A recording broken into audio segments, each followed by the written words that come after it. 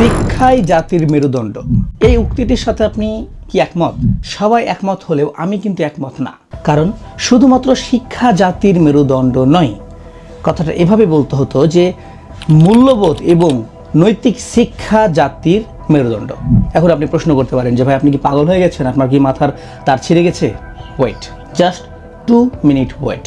দেখুন, যদি শিক্ষাই জাতির মেরুদণ্ড হতো তাহলে বাংলাদেশের প্রেক্ষাপটে আমরা দেখতে পাই যে যত বড় শিক্ষিত সে তত বড় চোর। এটা তো আপনি অস্বীকার করতে পারবেন না। এখন যদি আমি শিক্ষা অর্জন করে, বাইরে থেকে বড় ডিগ্রি অর্জন করে, লন্ডন থেকে পড়াশোনা করে এসে বাংলাদেশে এসে চুরি করি, কিভাবে সাধারণ মানুষের টাকা মেরে খেতে হবে, দেশের টাকা লুটপাট করে বিদেশে পাচার করতে হবে, এই কাজগুলো করি, তাহলে আমি কিভাবে দেশের বা একটা জাতির মেরুদণ্ড হলাম? এখানেই হচ্ছে মেন পয়েন্টটা। এই জন্য এই উক্তিটাকে এভাবে বলা উচিত যে নৈতিক শিক্ষা এবং নৈতিক মূল্যবোধই হচ্ছে জাতির মেরুদণ্ড।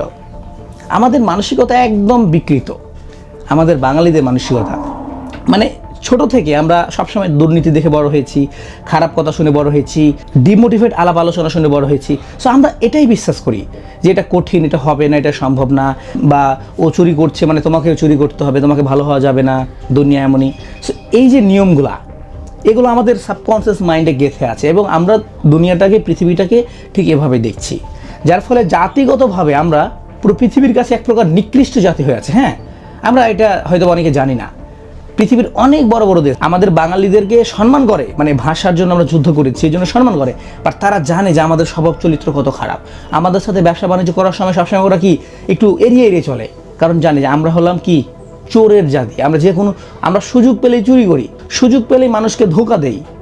এখন এই যে বড় একটা প্রবলেম, মানে আমাদের বাঙালির জাতির যে একটা বড় মাইন্ড সেট আপের প্রবলেম, এটা কি কখনো পরিবর্তন হবে না? আমরা কি এমনই সারা জীবন থেকে যাব?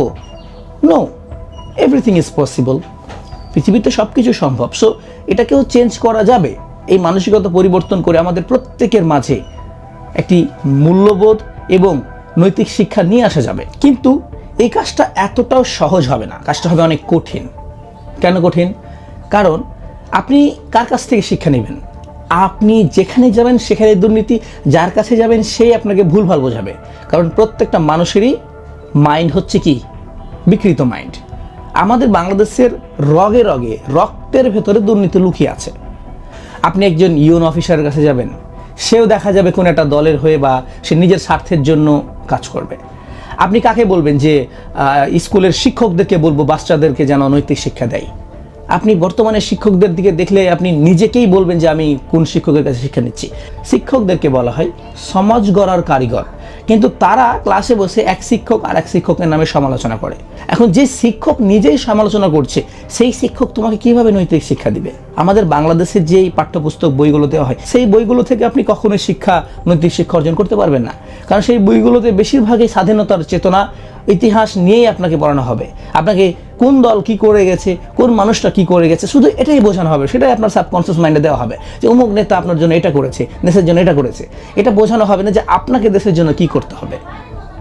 সো এই জাতিকে, মানে অর্থাৎ পুরো সমাজটাকে পরিবর্তন করতে চাইলে, মানসিকতা পরিবর্তন করতে চাইলে সবার প্রথমে আমরা ইয়াং জেনারেশন যারা আছি তারা কিন্তু একটু আলাদাভাবে চিন্তা করতে জানি, বা আমাদের চিন্তাধারা বাকিদের চেয়ে আলাদা।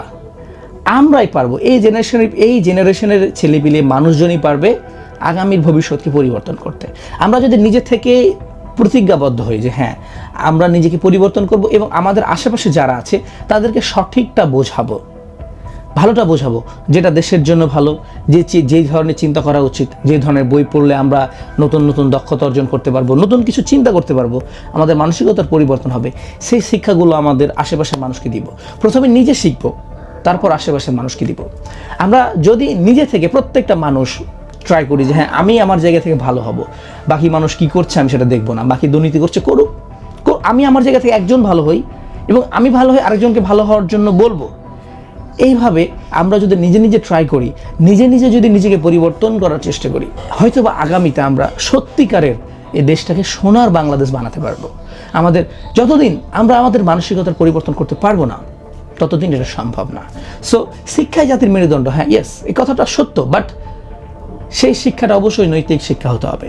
আপনি পড়াশোনা করলেন, অনেক বড় ডিগ্রি অর্জন করলেন, লন্ডন থেকে পড়াশোনা করে আসলেন, প্যারিস থেকে পড়াশোনা করে আসলেন, অক্সফোর্ড থেকে পড়াশোনা করে আসলেন এবং এসে হয়ে গেলেন চোর। দেশের জনগণের জন্য কাজ না করে, দেশের জনগণের মঙ্গলের জন্য কাজ না করে, দেশের জনগণকে ঠকিয়ে কীভাবে টাকা অর্জন করতে হয় সেই কলা কৌশল শিখে আসলেন। তাহলে আপনি কি সেটা শিক্ষা অর্জন করলেন? হ্যাঁ, শিক্ষা অর্জন করলেন। যদিও সার্টিফিকেটের দিক থেকে আপনি একজন শিক্ষিত, আপনাকে সমাজ বলবে শিক্ষিত, বাট আপনি শিক্ষিত হয়ে লাভটা কী হলো? আপনি তো জাতির মেরুদণ্ড হতে পারলেন না, আপনি জাতির জন্য একটা বোঝা, জাতিকে আপনি ঠকতে আসলেন।